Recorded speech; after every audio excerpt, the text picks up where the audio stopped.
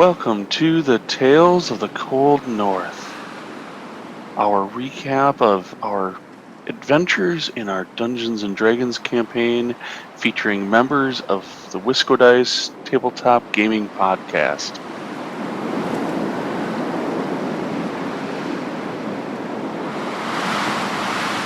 Welcome to the Tales of the Cold North. I am your host, the Conesy the Most, also your Game Master, GM, and DM for this session. Let's turn it over to our handy-dandy players, and let's see who's all with us today.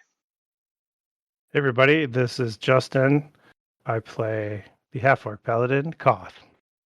This is Jason, new-ish to the podcast, I guess, and I play Lyndall, the swashbuckling rogue. Brian, also known as Stark Raving Mad, is here. My character is Deacon, a half-elf sorcerer. There we go. Helps if you know what you're playing. The other characters of note in our campaign, we have 6 of them. We have Swifty, the epic joking human wizard. We have Rika, the ever plant-loving halfling druid, and Ianros, the mysterious human monk. This is episode 3 of the Tales of the Cold North, our D&D podcast. Today is November 10th, and in this episode, we're going to walk through all of the fun we had as a group, working through our session number 5. So if you remember from the previous episode, we left off on a big wrap-up point in the game. The players have been hunting Sefik, this serial killer, for quite some time. He's been defeated. It was actually Lyndall's handy bow work that managed to land the killing blow. The aurora in the sky is lighting up the sky. It's very late. It's about midnight, 1 a.m. roughly at this point. The players are exhausted. They've been through one heck of a fight. As they're walking back to the inn where they're staying, Rika happens to notice some footprints just appearing in the snow out of nowhere. There's nothing actually making these footprints. There's no sight of what's creating them. And that's where I'm going to turn it over to you guys, the players. What in the world did you guys do? What's happening? What's going on in this game? So we notice these footprints, start following them. True to his name, Swifty takes swift action and immediately casts web on the closest location to wherever this thing is. The web hits the side of a building, and we can't really tell whether or not this invisible thing is captured or not. So at first, the party is a little apprehensive about attacking this thing directly. So far, it's just walked by us. So he casts web and snares the thing. We kind of take up battle positions, and a couple of us, I think maybe Lyndall, try to engage and ask some questions like what are you doing? What are your intentions? Things like that. I don't think it ever spoke to us before anybody had ever attacked it. It's caught in the web for a couple rounds as we kind of position ourselves. I think it was Deacon who actually kind of pulled the first attack on the thing and shot maybe a firebolt, which also caught the web on fire and started to burn. What's Swifty that? Being swift again. Swifty did it again? Oh, yeah. What? He's a reckless wizard. Yeah, it was so crazy. The whole time I was just like, whoa, wait a minute. What are we doing? How dare this person walk through this town invisible? And we just, or at least some of us going nuts, ready to whatever, murder, whatever it may be. We didn't even know. And the web was reasonable, but then it's throwing the firebolt and it starts the web on fire. It's whoa.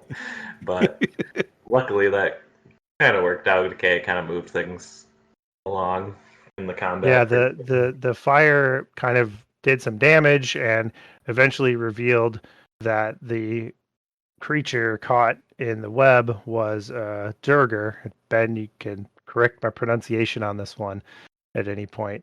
Or a dark dwarf, which not just a Durger, but a 9 foot tall dwarf which later we realized probably was using some kind of potion or magic, to be that big. Yeah, it shrunk down after we killed it. Oh yeah, that's right. We got some potions out of it. That's right. Had a quick combat. I think Eonros took a hit or two, but with all of us there, it really didn't take too long to take him out. It brought up the question, I think it was Swifty who was able to identify what type of race of being it was, and the Durgar, these dark dwarves, one of the inhabitants of the Underdark. Generally, they are evil, and so just brought more questions as to what this thing was doing, sneaking around town.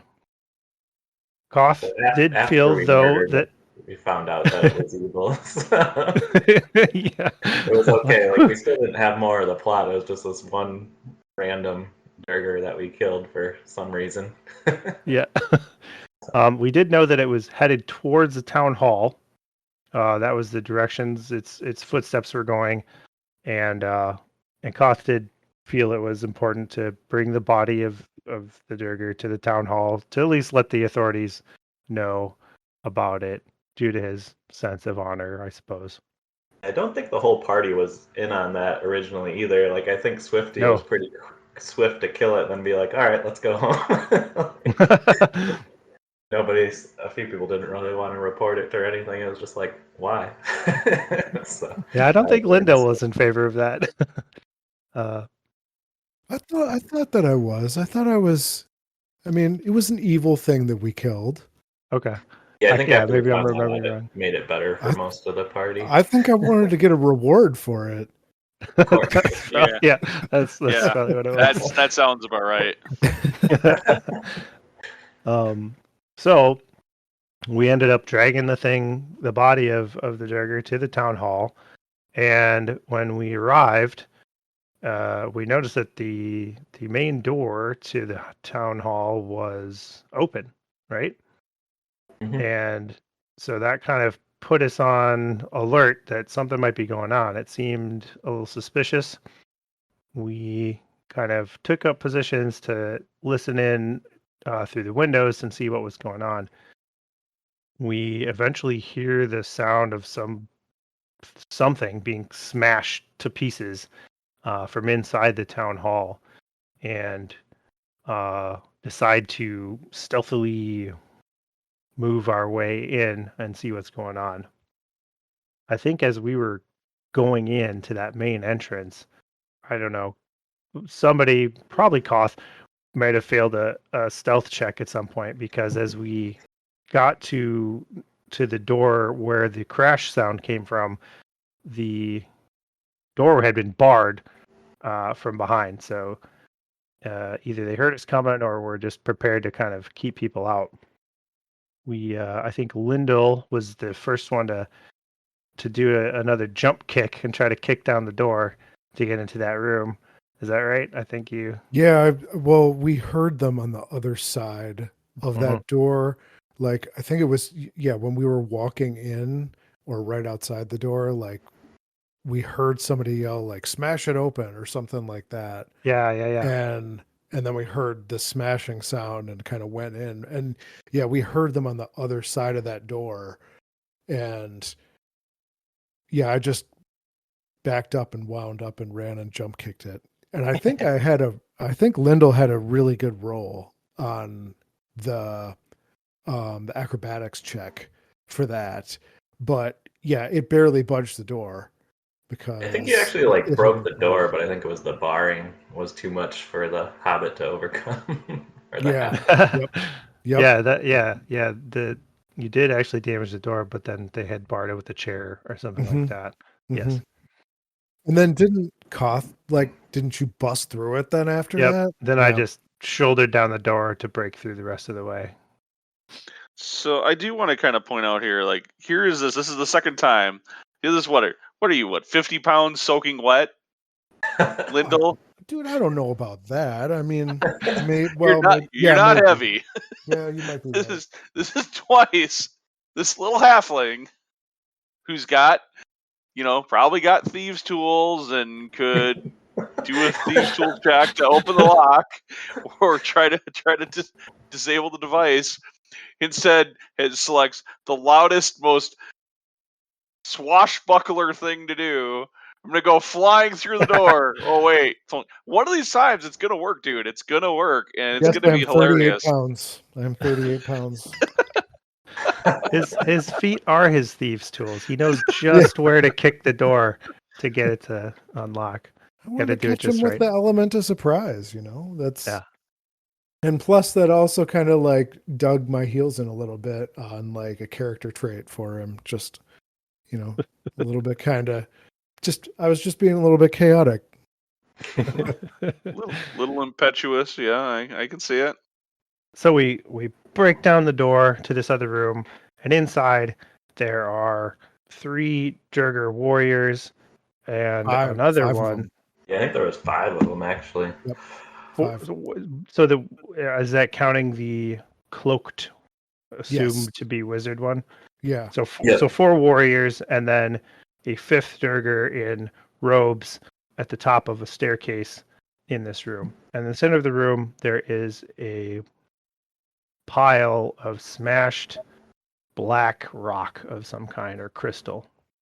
And yeah, and that next combat began at that point. Busted right in. Yeah, and that, I mean, honestly, that combat that felt pretty easy. Like we handled that pretty well. I don't even know if any of us took any damage from that. It wasn't much, if any of us was If any. damaged.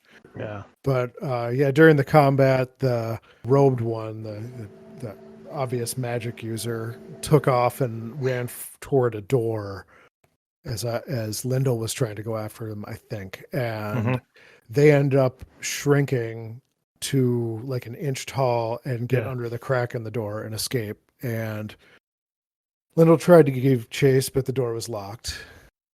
But yeah, we handled the other 4 pretty easily and did non-lethal damage to the last one that was standing to try and interrogate them potentially. Yeah, so we see this smash stuff in the middle of the room. Koth goes and starts to interrogate this one and is not very intimidating, apparently, because you don't really get anything out of them other than that you're not as intimidating or scary as Zardarok. Right. Which is the first mention of that name we've heard during this entire adventure. So I can't remember. Did we knock him back out, or? Yeah. When Koth wasn't getting any information, I think I just decided to hit him at one point to kind of drive the point home, but I drove it home a little too hard. I guess. Yep. Knocked him back out. And yeah, we searched these guys. We found some gold. We found a few sacks of this black crystal stuff. Before we could do much else, one of the guards came back. I can't remember if it was one of the ones that helped us fend off Sefik or not. But, you know, they explained that they were kind of a little bit heartbroken because this statue was this lucky mast from a ship that had caught a big fish, like kind of like part of the lore of the town.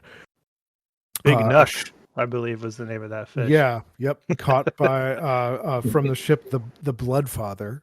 Yeah. But the fisherman went nuts and got locked up and eventually just passed away in prison. But they explained to us that the statue looked like a demon, and that was our first kind of hunch that I think we mentioned among us was like, oh, could that have been a likeness of Zardarok potentially? Just guessing. Yeah. So the guard went and he locked the guy up in the prison down in the basement of the town hall, in one of the cells, and asked us to find the one that got away. Now this is like super late at night. This is probably like 2 or 3 a.m. I don't remember exactly what time the aurora starts and ends, but like I think it ended while we were out there looking for this thing and because it got dark. Yep. And we were following this trail, kind of followed to the edge of the town, and we see it go like southwest of East Haven, and we're talking about whether to follow it. Swifty like sent his owl to go after it a little bit, but like couldn't follow it that far. And it seemed that that our DM was leaning hard into pushing us to go back and rest and not follow that thing out of town any further, because a storm started to come in and it started snowing. So we decided to go back to the White Lady Inn and rest for the night. In the morning, we speak with Captain Imdra back at the town hall, and they had apparently successfully interrogated this Durgar somehow and gotten some info from it that Zardarok has a fortress to the south in the spine of the world, which that's like the mountain range that is between like the snowy lands that we're at and then basically the rest of everything else to the south. And the spine of the world is super, super dangerous. There are giants, goblin clans, hundreds of orcs, dragons. It's bad. And Zardarok is making a dragon somehow, which is interesting. Not good, but what does that mean? He's making a dragon.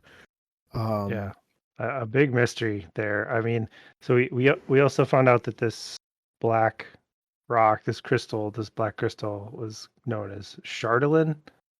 Yep. And apparently, it could be used to make dragons.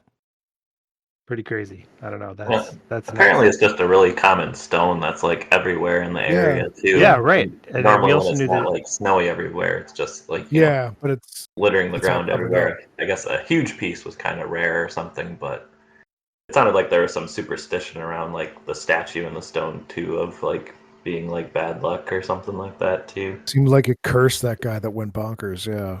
Mm-hmm. Yeah, it's prevalent, especially around Bryn Shander, but covered up by snow. The captain gave us some money for killing the dwarves after Lindell kind of like prodded a little bit, like, hey, hey, we helped you out. We killed. Not only did we kill Suffolk, but we rid your town of him, but we also killed these evil dwarves that were sneaking around and breaking into your town hall and vandalizing stuff. And they had cleaned up the broken statue when we were there in the morning. They had stored it below the town hall, but they gave us a little bit to take with us when we asked, just like so we could get help getting it identified later. So I noted that Swifty did cast detect magic on it, and that stone was not magic. So no magic powers in it. Everybody seemed super apprehensive earlier in the adventure to like even touch it. Swifty kept saying like, I recommend you don't touch this. Like, you don't know what it is. And then it turns out it seems like there's nothing wrong with it. I think he whiffed an Arcana check. Uh-oh. Or didn't roll really strongly on it. So behind the screen, gave him some information. Yeah. How right or wrong that information is, who knows? Sure. But yeah, Imdra didn't know anything about the stone. We actually found out it was Chardalyn like later, and just kind of said, hey, maybe a blacksmith in Bryn Shander would know what this is, which was convenient for us because we had to go back to Bryn Shander to collect our other reward for killing Suffolk. Yep. Yeah, that was kind of a loose end we needed to wrap up at that point. So I think we did like take a rest or whatever, and then or maybe I guess when we talked to Indra, it was already the next day. Never mind.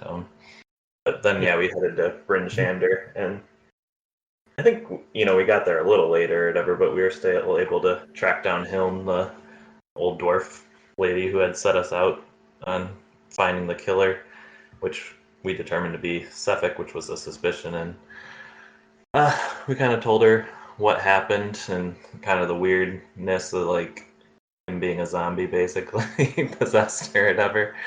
And I guess she was gonna kind of help us out and see if she could find something more out about him and kind of his weird death. That was gonna take a little bit for her to investigate it, so we kind of have an agreement. We were gonna meet her back there in a 10-day, which I guess is like the week time frame in that calendar. I guess we did collect our money from her for whatever the job. I think Got Lindell paid, tried yeah. to haggle a bit more, and she reminded him that you already haggled, like when we made the deal. Yeah. I would say there was an important point here right when you walked into the North Look, which is the inn in Bryn Shander, that at least I felt was important, and that's the waitress Molly indicates not only has she been training and working on her martial skills since given the sword. I think Koth gave her a sword after maybe the first session or at the end of the first session or something like that, or the start of the second session. But also, as you entered the North Luck, and maybe I'd glossed over this a little too much, so none of it wasn't that relevant, but you were lauded as the heroes of Goodmead, and the first round was on the inn for not only you guys but everybody basically at the inn. So extra little kudos and reward, even if it's a little mini reward for that mission well done.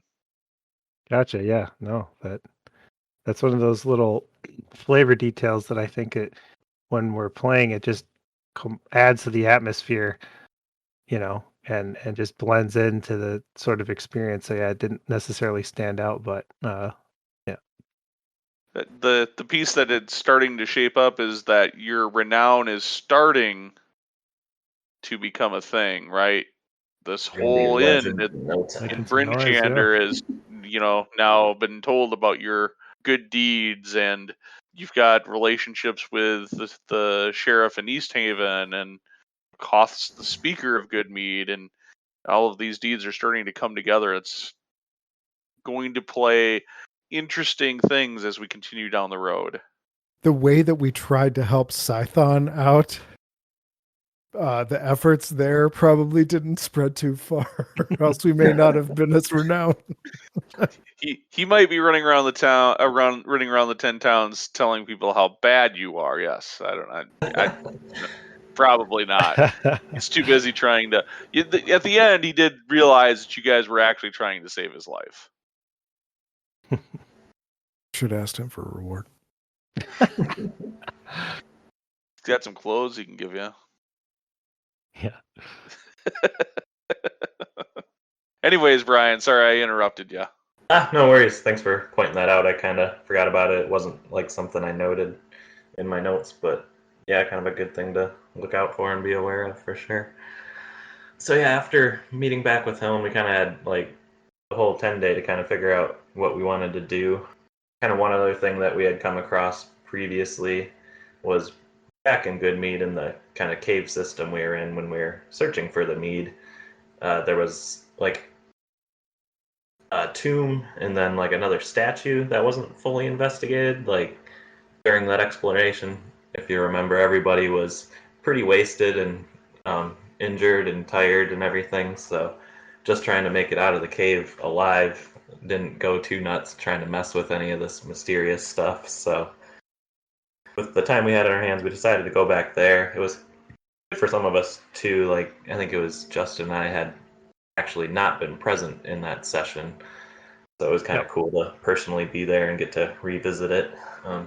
So back at the cave, kind of went into the tomb area part of the cave first. There was a big like kind of relief mural thing going on in there. We figure it was depicting kind of like a tribe, and best we could infer, it was potentially like elven, about like a journey from the mountains kind of over the tundra.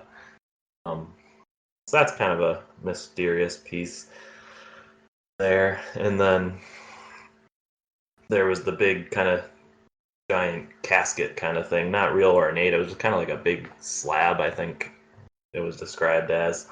And I don't know, was it probably Koth that kind of tried to muscle it first? I don't remember.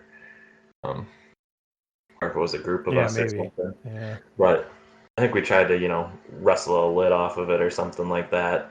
And then all of a sudden, like we were zapped, all took some damage. I guess it was electrical damage. And then all of a sudden, there's like a puzzle with these symbols in front of us, or at least we assume it's a puzzle. There's kind of like a riddle describing how to organize these symbols. Another really cool thing that Ben did up to DM it, like, it just wasn't drawn out. He had them printed out and the little chits prepared for us to look at. So that was pretty cool for solving the puzzle.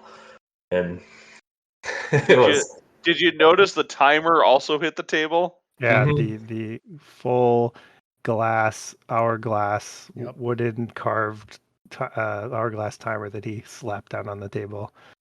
Yeah, that was really cool to see, to like really kind of feel the pressure, Yeah. like a good way to kind of really put it there that, we're under a time crunch for something to happen. So luckily, like we started off kind of rocky. Like it was just like, well, crap, there's this puzzle and like all this, trying to get at it, see what the instructions were. Like, so I think there was like whatever 6 or 7 symbols or so, and then there was like, different rules for each one to kind of arrange them. Like, these two can't be next to each other. This symbol's left of another and stuff like that. And Yep. like some of the symbols were a little confusing too at first, like depending on which way you rotated them. Some of them kind of looked kind of similar to others, and that was confusing. Yeah. And like when we first started trying to solve that, it seemed kind of rough. Like we we're all kind of arguing a little bit, and then it ended up working out. Like somehow it all came together where we all worked out, and I think in the end, we had a decent amount of time left. It wasn't cutting it too close, but we kind of, put our final answer in, and it ended up working out that the tune kind of cracked open, and we made it okay. I think Ben kind of let us know behind the scenes that we were going to get like zapped again had we not solved it quick enough. Yeah, there were a couple of behind the scenes things here that I can share. One, I will say that the way this resolved is not the way the module resolves it. Not that I'm going to tell you how the module resolves it, but because I might reuse that later for something else. But I thought this was the first time I was going to throw a true puzzle at you guys. Right, we have kind of an investigation scenario going on. Yeah, we kind of mystery scenario. We've had some action, some just general combat, figuring out how to work to get with each other. But this is the first puzzle that I threw at you, and I wanted it to be a little more meaningful than effectively somebody making a couple of dice rolls and then unlocking the sarcophagus. So this was a great way to grab something I found off of a Reddit thread, and I tested. So that wasn't in the book? Nope, not in the book at all. Oh wow. Cool. I thought it was a much more enjoyable way for everyone to do it. And this book tends to be a little harsh on giving rewards. The rewards were what's in the book, but it resolves differently, let's just say, in the book. But I did because I was doing this outside of the book and the way the book describes it or has it happening, like there's no timer that the book says, there's no anything. The whole thing was my own add to this. I had Suzanne actually, once I found this particular puzzle, I had Suzanne actually sit down and try to do this puzzle on her own, and we timed it, and I think she clocked it on her own at about 6 minutes. I would have wanted to see if with all 6 players at the table, what would have happened if there would have been more arguing and more bickering about Longer. trying to trying to be the people who are the ones in control of trying to operate the puzzle, or trying to let me see that paper, hand it over here, or whatever, kind of stuff that would have slowed you down for that second zap. But as it was with 4 of you, you guys actually put on a lot of your true dungeon solving hats and really cranked it out, I think, in just under 4 minutes. So well done and well solved. And well, if somebody had identify, you might know what your loot is.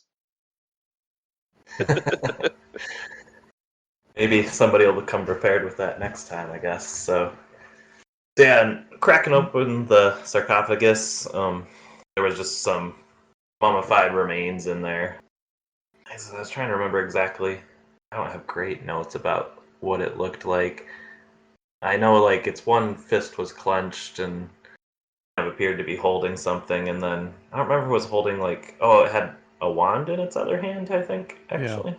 Yeah. So again, Swifty was kind of reluctant for anybody touching suspicious items. I think he had Mage Hand to kind of grab the wand to himself, and then also in cracking open the mummified hand, it revealed a large pearl. And I don't remember if he did like a detect magic on that or something, but it seems to be magical of unknown reasons, or may or may not be magical, who knows. But some interesting loot there. I think I was kind of messing around and kind of goaded Koth into looking under the mummified remains just to make sure there was nothing else in there, and there was nothing else in there. Yeah.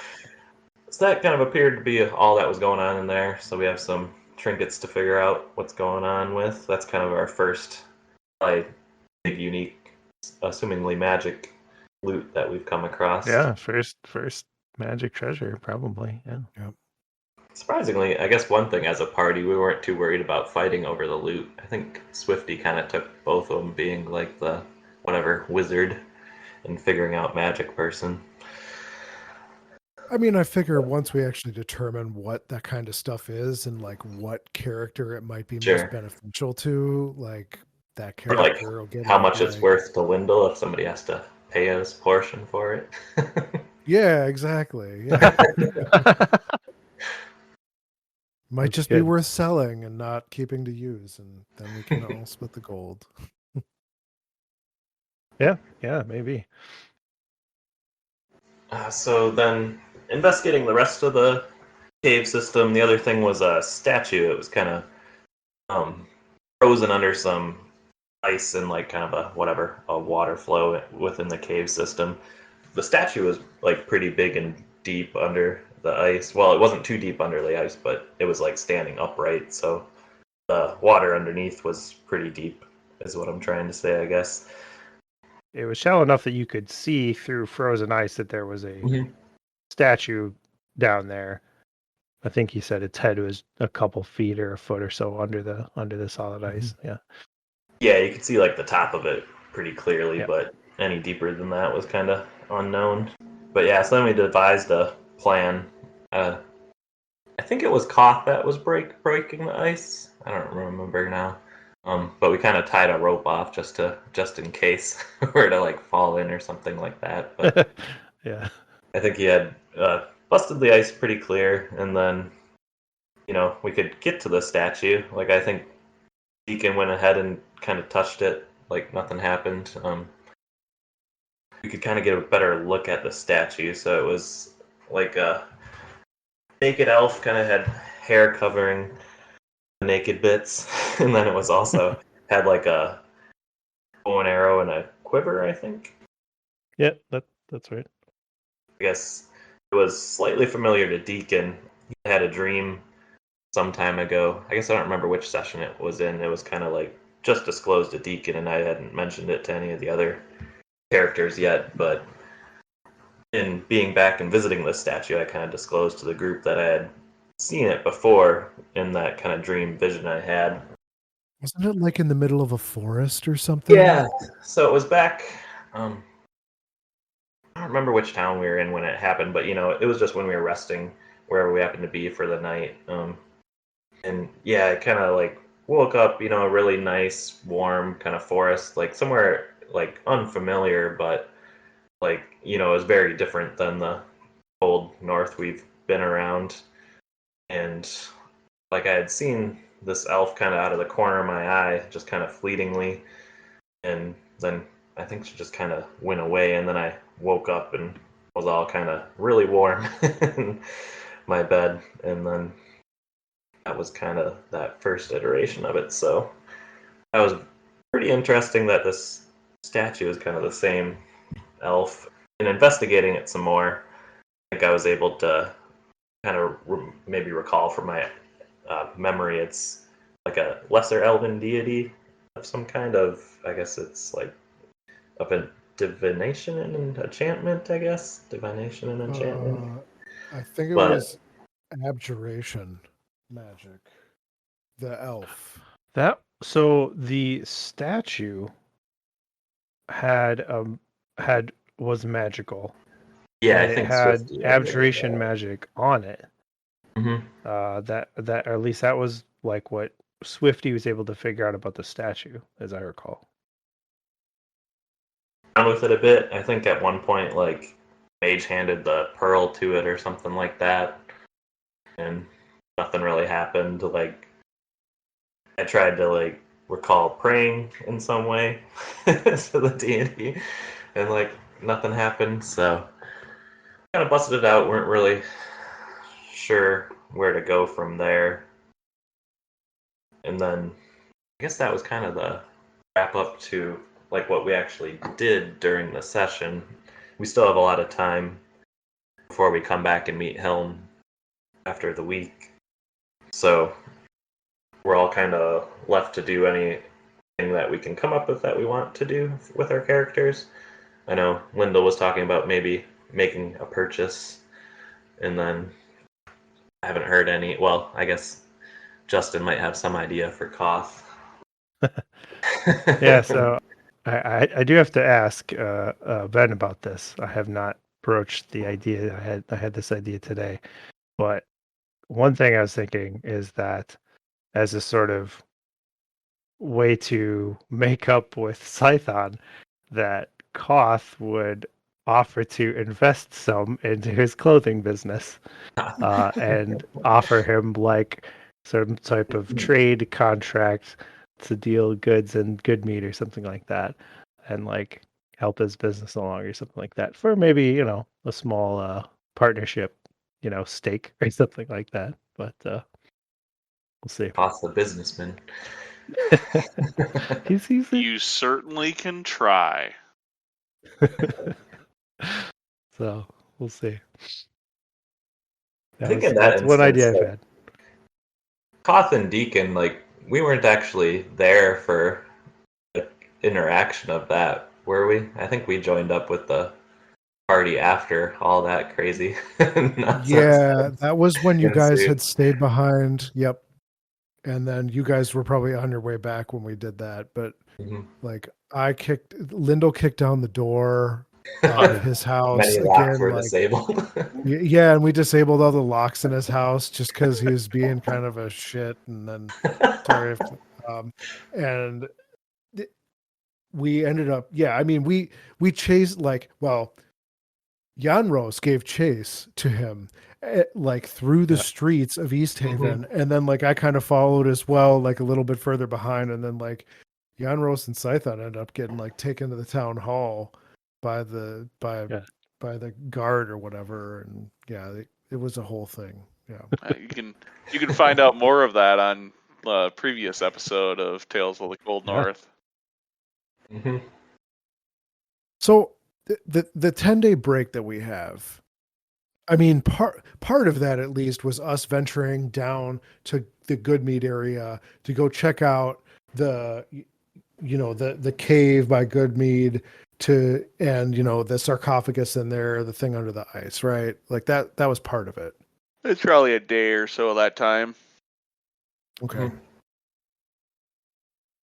So I had also noted that we want to visit the blacksmith in Bryn Shander to find out more about Chardalyn and see if they can give us any more info. And I have a note that Ben will Discord that info to us. And if you want it like official, I can just include, that trip to the blacksmith in my message to you about my activities. But Nope, I owe you guys that. okay. Yeah, so we'll have to find out next time, I guess, what everyone else ended up doing on this 10-day that we're waiting to meet back up with Helm. Be interested to see what other characters do, or even if they'll share. I mean, there's been some interesting secret keeping in the party at sometimes, so maybe people won't share what they do. Who knows? We'll see.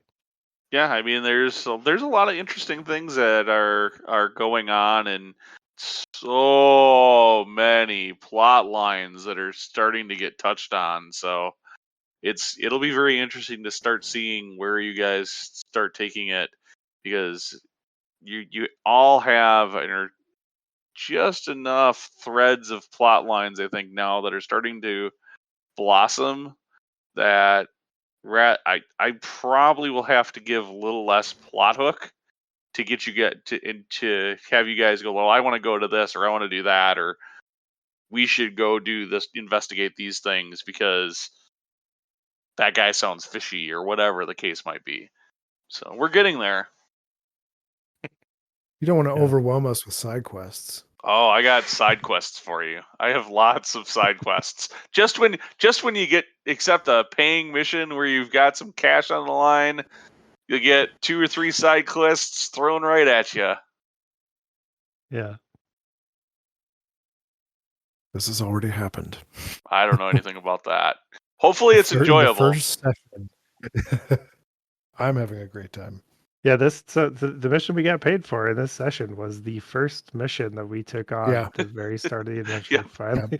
Finally got paid. 5 sessions. Yep. 5 sessions ago, you finally got a little cash. Yeah, I do feel like we're already at level 3, and I do feel maybe just a smidge guilty that I haven't given out more cash or awards, but at the same time, I remind myself that you guys are adventuring in this really harsh, small town environment that doesn't have a whole lot. So they certainly aren't going to have heaps of coin just laying around to pay you. And Right. the tundra is really quite dangerous. So for level 2, level 3 characters, probably shouldn't be venturing too much out there yet. Shouldn't be No hint assaulting there. any fortresses Yeah. quite yet. No hint at all. Well, Don't go to the spine of the world. you'd have to find Yeah. said fortress first, but It's in the mountains, no problem. Sure. yeah, no problem. Hundreds of miles That's of mountains. So, anyways, I think that got us through the session. Was there anything or any points during that session that you guys thought were just super cool role-playing moments? Yeah, one thing I wanted to touch on was something that Lyndall does, and I think it's something that he's done multiple times.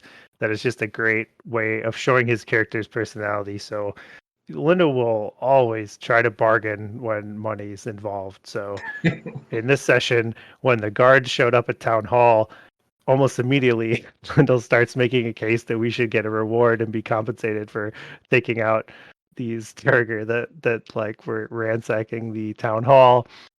I think we end up getting some small reward from that too. So like he's always looking out for. He gave us we got 100 gold. Oh really? Oh, so I mean, yeah. I was thinking 50 for some reason, but that's great. Yes.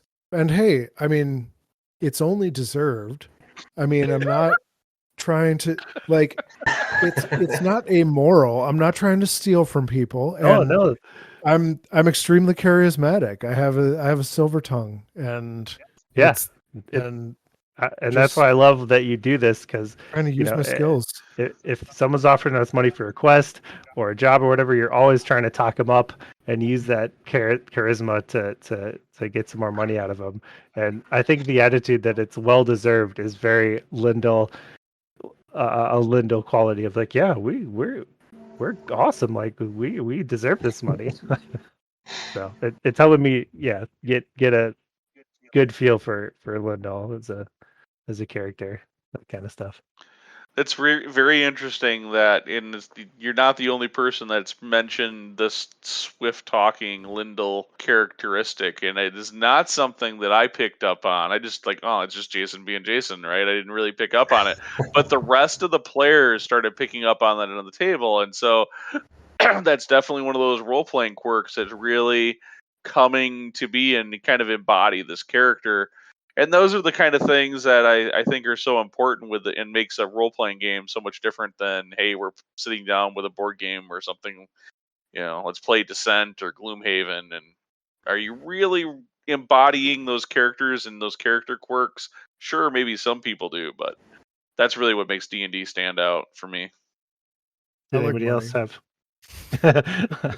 Lyndall likes money. Yeah. Did anybody else have any special moments, cool moments this session? I had a few things that I wanted to comment on, and I could have made. Yeah, well, first I just want to say that puzzle, when you dropped that on the table, like that wasn't quite as cool as when you dropped that fully 3D printed painted dungeon on the table, but it was really close to that. And it was a complete surprise and it was awesome. And I had actually noted to ask you that, like, was that part of the campaign book or not? So like extra props to you, Ben, for going out and like finding that and kind of spicing up, whatever, it was from what the book actually had. I thought that was super awesome. I thought it was a super neat end to or close to end of the night. And like the session went a little bit later than we had kind of anticipated and talked about, but like that made it awesome. And I mean, I didn't care anyways that we went a little late, whatever, it's Saturday night, but it just made it like super worthwhile. And I thought it was really cool. As far as how we started out so roughly on that and kind of everybody talking at once. Yeah, I think if it would have been 6 of us there, we might have failed. How long is that timer? I don't know. Okay. Actually, I do know, but I'm not revealing that information. Oh man, it's just gonna be like that. Okay. Like, yeah, I think we would have had more trouble with that. And but like, I don't know, maybe for a future puzzle, like if something like that pops up, we have to like just have somebody that we recognize as like, you're the moderator, and like you call on people to speak their mind on like, we should do this approach or we should do this approach, like as a like maybe that would feel like it would go slower to solve, but it might actually end up faster. Just an idea I like literally just had. Interesting. That might help it go smoother. I don't know. I also wanted to mention like one of the night finished, and like I was driving home with Sean, the Swifty player, and like just thinking back, like we did a lot of stuff in that session. It felt like it was jam-packed of stuff, and it wasn't ever really stalled feeling or like we took too long to deliberate.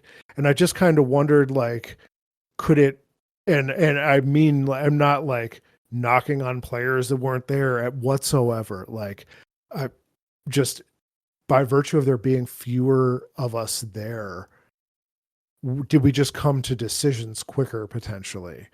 Or is it maybe that we were just, my note says aggressive, but not aggressive, but just like decisive. Like I felt like I might have been more decisive at a couple points. And I'm going to allude to that in some of the game learning points. But like when I was just like, I'm going to kick down this door, like, and went and drop kicked it. It's like, let's bust in here. Let's get this party started and fight these evildoers. Like, so maybe that was why. But I thought it was cool. Like it was awesome that there was so many events that went on during it. And I also just realized this, like,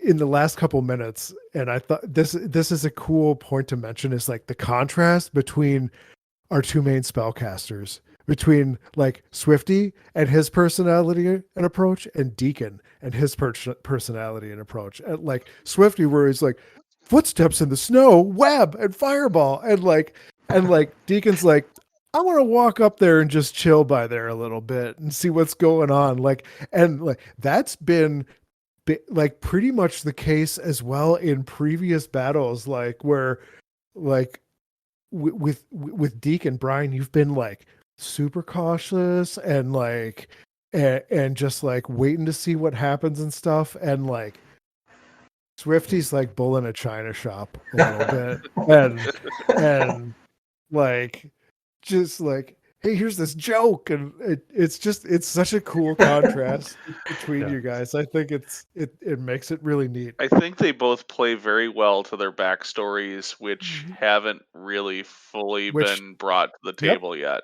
Yep.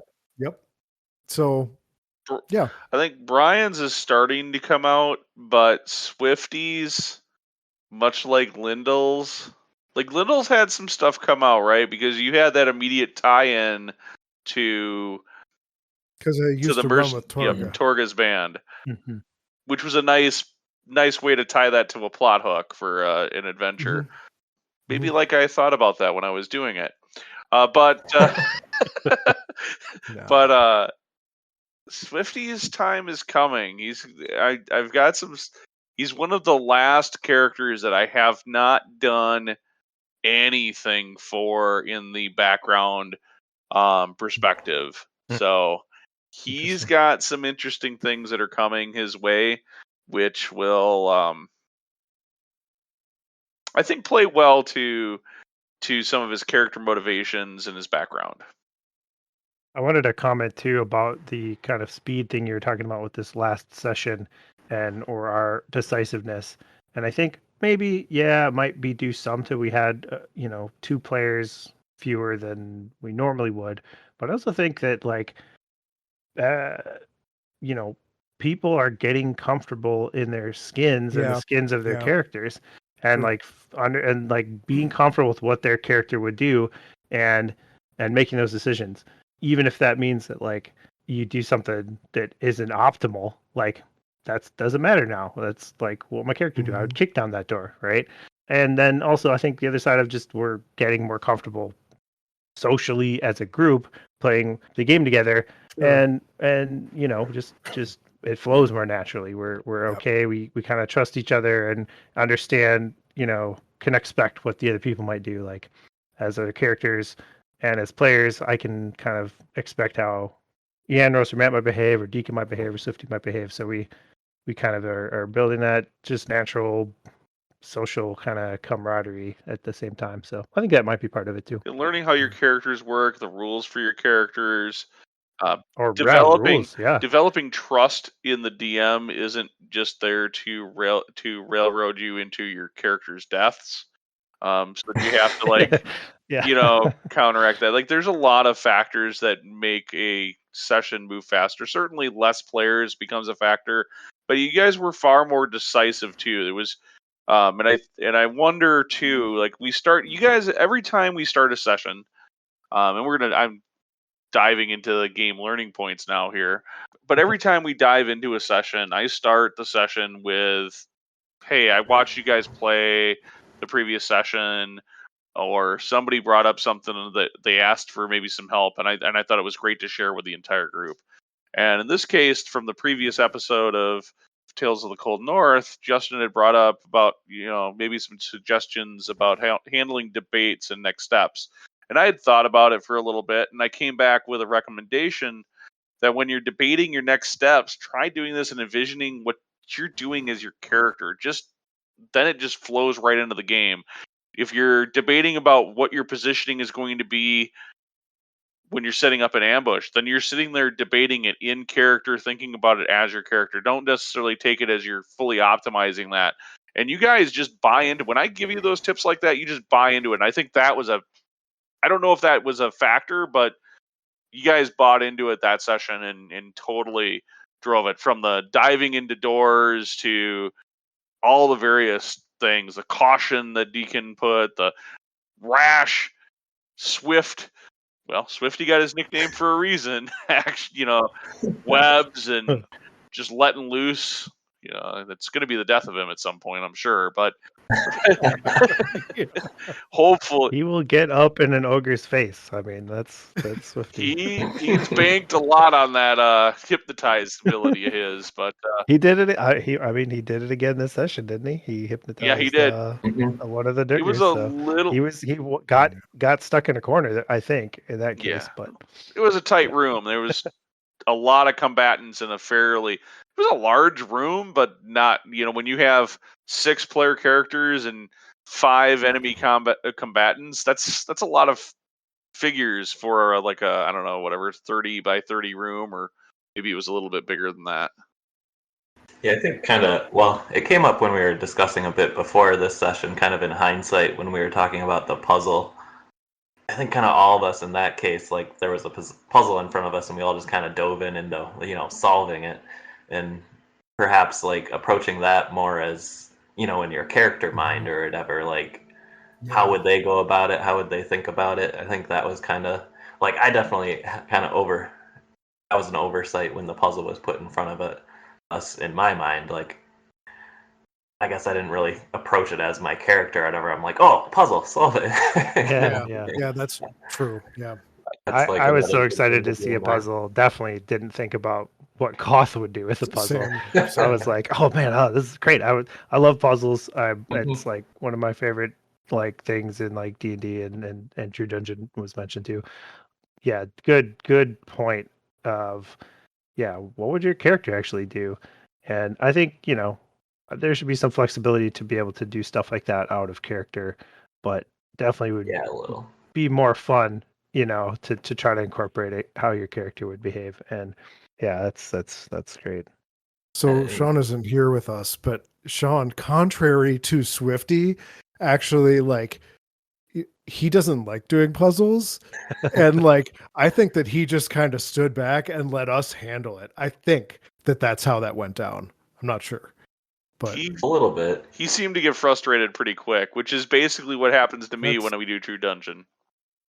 That's Sean with puzzles as well. So that's like contrary to Swifty, actually. Like, but anyways, yeah, you don't always want to play the character that is how you are as a person. So you mentioned this idea earlier of having like a moderator in situations like these. Like, I like that idea of at least having a plan to kind of manage when a situation like that comes up.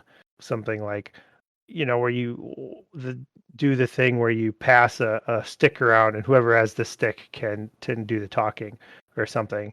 So if it's something where we want everyone to have input, do something like that. Yeah, I think it would help solve this too many cooks in the kitchen, I think, as Brian put it, when everyone tries to jump into the puzzle solution immediately. Yeah. I was wondering if some of that would like flush out as our group gets more comfortable, or like players' character roles in the group kind of start to stand out more for different whatever areas and stuff like that. It might kind of naturally come about, but it's definitely something to think about. Like, I'm pretty new to role playing. Like, even when I played D&D ages ago, I don't think I thought about it from that angle as much now. So like every single session, like after we do it, like in hindsight, I'm like, dang, I could have approached this, a little more deeply from a character perspective kind of thing. And it's like a learning thing every time. And it's just hard to keep that mindful when you're put in new situations in every adventure. The easiest thing, and I think one of the things I shared with all of you guys right away at the beginning, back on like our session 0, was the easiest thing to try to embody things in your characters is to go look at and embody, some of your favorite pop culture characteristics into your characters, right? If you can think of a movie character that embodies your character, well, it's really easy to do things that movie character does. Who cares if you're ripping it off? It's that everybody else is going to see that and they'll probably laugh a little about it or joke about it at the table. It's the perfect thing to do. So and it's coming out, and everybody's characters are starting to really come out. Where that first session you're like, okay, well, I really know who Koth and Rika are. Now I've got a much better feeling about who every character is. Yeah, Brian, I feel the same way. Like, new role player as well. Like, Ben, I played a couple games worth of a campaign with you like 15 years ago or something like that. It just didn't get off the ground or go anywhere.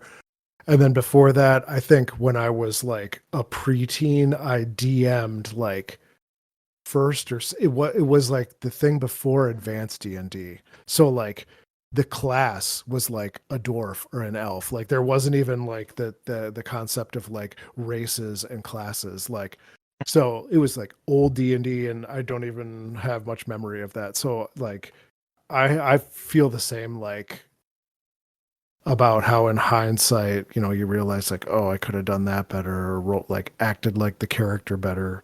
But Ben's tips at the beginning of each session are helping out for sure.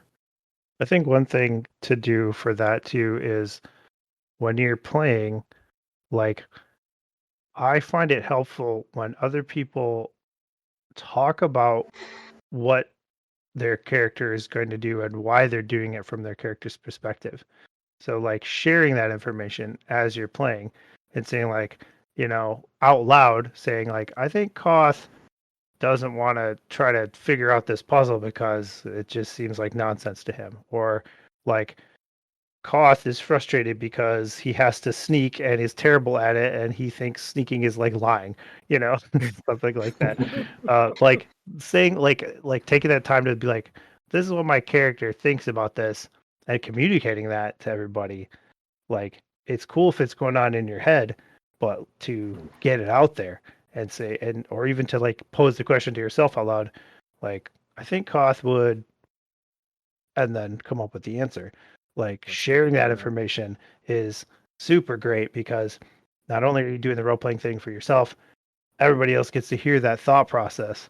And like in previous episodes, Matt has talked about things that were going through his head when we were playing as a character. Like, he was thinking about how his character felt about stuff and how he was thinking about it, that I felt he didn't communicate, or I didn't pick up on during an actual session. And then to hear him say, like, this is what he was thinking, I was like, oh, like, I got insight into his character and why he did certain stuff. And so, like, just being more open about that thought process and saying, this is what my character's thinking, or posing that question, I think is a good way to handle that too. It's communicating with everybody. Sure. When you can take that thought process and rather than just say it as thoughts, like, I think my character would X, and you're able to turn it into not only actions, but how you verbalize what your character is saying, I think that makes it even more powerful. And if you look at, like, Yeah, there's a couple tiers there to get through. It's what would my, like, I think my character would do this, to like, my character would do this, and then the sort of third tier of like going further and, like Evan said, like verbalizing it in a characterful way. Absolutely. But I think there's tiers that you got to kind of step through as a new player to fully actualize your character, right? and there isn't a right or wrong way to do it. It's as long as you're having fun and everybody's getting an idea of who your character is. What's it matter, right? It's at the end of the day, that's the idea is we're having fun at the table. So I think that got through all of our tips and tricks, and we've recapped what happened in session 5. So that's a wrap. I think we're good to go. Until next time, folks. Thank you so much for listening. Make sure you leave a review of this show wherever your favorite place is to find podcasts. Oh, and by the way, give us a like on our Facebook page. And don't forget to follow us on Twitter, Instagram, or Pinterest while you're at it. If you haven't looked recently, make sure you catch up on the blog at wiscodice.com. Hey, Brian, what's that site? Ah, darn, I forget. Justin, what's our website again? Wiscodice.com. That's right, it's wiscodice.com. And until next time, everyone, peace out.